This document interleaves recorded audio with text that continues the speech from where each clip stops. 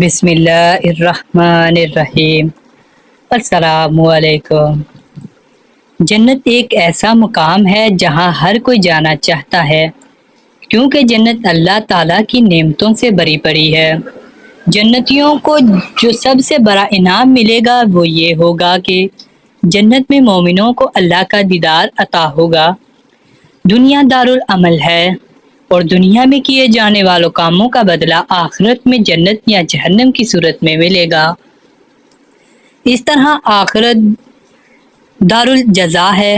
اب دنیا میں تو ہم جانتے ہیں کہ یہ زندگی مختصر ہے اور ایک نہ ایک دن ہم سب کو مر جانا ہے، مگر آخرت کی زندگی ابدی ہے اور وہ کبھی ختم نہیں ہوگی۔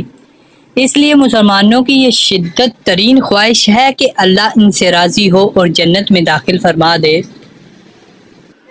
جہاں کوئی تکلیف نہیں ہوگی اور نہ ہی کوئی خوف ہوگا۔ دنیا میں اور کوئی خوف نہ بھی ہو تو مرنے کا خوف تو سب کو ہوتا ہی ہے کہ سب نعمتیں موجود ہیں مگر ان سب کو چھوڑ کر ایک دن مر جانا ہے، مگر آخرت میں ایسا کوئی بھی خوف نہیں ہوگا۔ جنت میں تو سب جانا چاہتے ہیں، مگر جنت میں جانے کے لیے ہمیں ایسے اعمال بھی کرنے ہوں گے جن سے اللہ راضی ہو اور ہمیں جنت مل جائے۔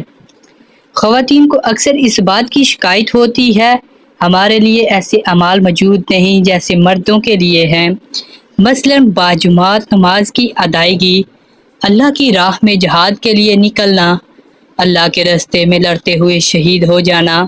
مردان اعمال پر عمل کر کے آرام سے جنت کو پا سکتے ہیں، جبکہ ہم گھروں میں رہ کر کیسے جنت حاصل کریں؟ تو وہ کون سے اعمال ہیں جن پر عمل کر کے خواتین جنت حاصل کر سکتی ہیں؟ آج ہم آپ کو اس بارے میں بتاتے ہیں۔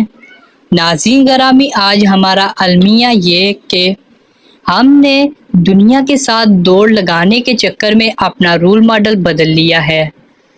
ہمارا رول ماڈل انڈیا فلموں کی اداکارہ نہیں بلکہ ازواج مطہرات ہیں۔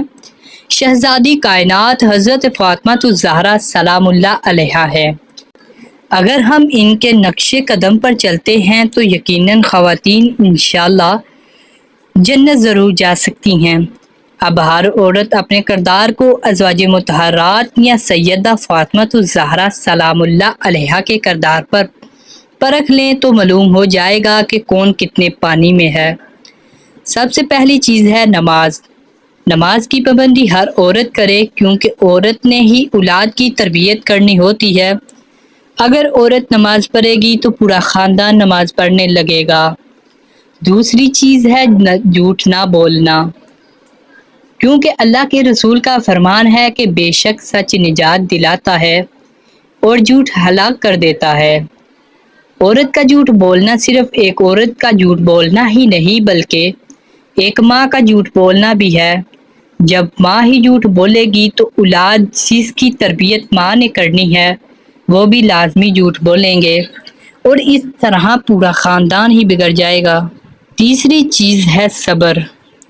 ہر حال میں اللہ کا شکر ادا کرنا۔ اگر عورت سیکھ لے تو سب ہی سیکھ لیں گے۔ صبر بہت بڑی نعمت ہے، کسی بھی حال میں اللہ کی ناشکری نہیں کرنی چاہیے۔ عورت نے سیدہ کائنات حضرت فاطمہ الزہرا سلام اللہ علیہا سے یہ سبق حاصل کر سکتی ہیں کہ کس قدر مشکل حالات میں بھی انہوں نے کبھی صبر کا دامن نہیں چھوڑا۔ کئی دن گھر میں فاقے ہوتے مگر کبھی اپنے شوہر سے گلہ نہیں کرتی۔ وہ وقت تو اسلام کا مشکل ترین وقت تھا، ان حالات میں بھی آپ کیسے کفار کے سامنے ڈٹی رہیں۔ اگر عورت صبر سیکھ جائے تو اس کی اولاد بھی صبر سیکھ جائے گی۔ چوتھی چیز ہے شوہر سے وفا۔ عورت اپنے شوہر کی وفادار ہو، اس کی غیر موجودگی میں اس کے مال کی اور اس کی عزت کی حفاظت کرے، اپنے شوہر کے ساتھ زبان نہ چلائے، اس کی کمائی میں گزارا کرے، اس کا مال ناجائز ضائع نہ کرے، اس سے بات بات پر طلاق کا مطالبہ نہ کرتی ہو تو ایسی عورت بھی جنتی ہے، کیونکہ اللہ کے نبی نے نیک اور فرما بردار بیوی کو ایک نعمت قرار دیا ہے۔ پانچویں چیز ہے کہ اپنی اولاد کی تربیت اچھی کرے۔ اسے اللہ کا نیک بندہ بنائے، اس کو تعلیم اور ہنر سکھائے۔ یہ نہ ہو کہ اولاد آوارہ پھر رہی ہے اور ماں لگی ہو اپنے فیشن کرنے۔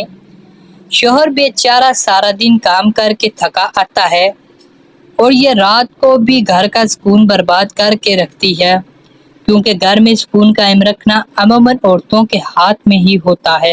مرد تو سارا دن گھر سے باہر کے کاموں میں مصروف رہتا ہے اور بعض مرد حضرات تو کئی دن گھر واپس نہیں آتے کاموں کی وجہ سے۔ اب یہ عورت کی ذمہ داری ہے اولاد کی تربیت کرنا، اولاد کو اپنے اور اپنے شوہر کے لیے صدقہ جاریہ بنائے۔ اولاد کی تربیت ایسی کرے کہ اپنے مرنے کے بعد بھی اولاد کے نیک اعمال کا ثواب ماں اور باپ دونوں کو ملتا رہے، تو انشاءاللہ اولاد کی نیک تربیت ہی جنت میں داخلے کا سبب بن سکتی ہے۔ اور یہ بات بھی والدین یاد رکھیں کہ اولاد کی خراب تربیت کرنے پر اگر اولاد زانی، شرابی اور چور بن جاتی ہے تو اس کا وبال بھی والدین پر پڑ سکتا ہے، کیونکہ یہ دونوں اگر چاہیں تو اپنی اولاد کو اپنی تربیت سے نیک بنا سکتے ہیں۔ آخری اور بہت اہم بات اپنی زبان کی حفاظت، کیونکہ جب عورتیں اپنی زبان سے زہر اگلتی ہیں تو گھر کا گھر تباہ کر دیتی ہیں۔ حدیث پاک کا مفہوم ہے کہ جو کوئی مجھے 2 چیزوں کی حفاظت کی ضمانت دے دے میں اسے جنت کی ضمانت دیتا ہوں، ایک وہ جو اس کے دانتوں کے درمیان ہے اور ایک وہ جو اس کی ٹانگوں کے درمیان ہے۔ اس لیے زبان کی حفاظت بہت اہم ہے۔ اگر عورتیں ان تمام نیک اعمال کی پابندی کے ساتھ ساتھ اللہ سے توبہ کرتی رہیں اور استغفار کا ورد کرتی رہیں تو انشاءاللہ اللہ اپنے فضل سے جو کچھ کمی رہ جائے گی معاف فرما دے گا۔ تو ملتے ہیں دوستو ایسی مزید ویڈیو کے ساتھ، اس وقت تک کے لیے اللہ حافظ۔ اللہ حافظ۔